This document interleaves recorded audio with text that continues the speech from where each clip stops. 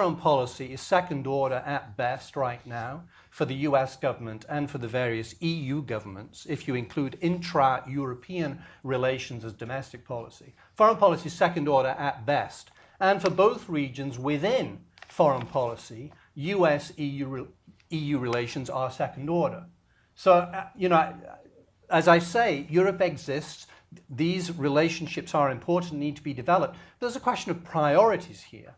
And the priorities at the moment for the US and EU are in the domestic or intra-European realm. I mean, the US economy is still very weak. We have a tentative recovery. We're heading for a fiscal cliff. We have massive unresolved fiscal problems. The EU is in vastly worse shape, dealing with an economic and financial cataclysm. Well, I say dealing with, confronted with an economic and financial cataclysm, failing, in my view, to deal with it at all adequately. I see in both countries a massive failure of leadership, because I think the right way forward in both places is actually reasonably straightforward. There's a consensus to support what needs to be done, and yet the political systems both in Europe and in the US seem to be incapable of doing it. Now, since the focus of this discussion is on US-EU relations, let me just make one last point on that particular aspect of it. Even though I think the most important issues are what should the US be doing about its own economy, and what should the EU be doing about its own economy, there is an US-EU dimension to this.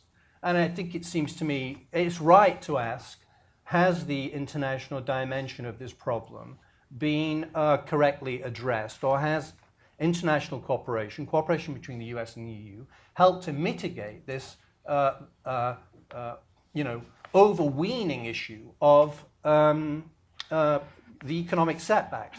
And my answer is mixed. On the one hand, I would say, I could have imagined a much worse outcome in terms of international economic relations than what we've seen. I think it would have been not implausible to predict. I'm glad to say I didn't predict it, but I think it would have been not implausible to predict back in 2008, as the severity of this catastrophe began to dawn on us, that many of the frameworks we created for international economic cooperation would actually break down.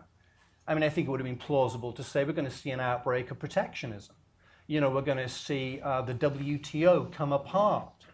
We're going to have currency wars, competitive devaluation. It's all going to go to hell. And by and large, that hasn't happened. And I think that was a sort of signal achievement, that these institutions proved sufficiently robust for those pressures to be deflected.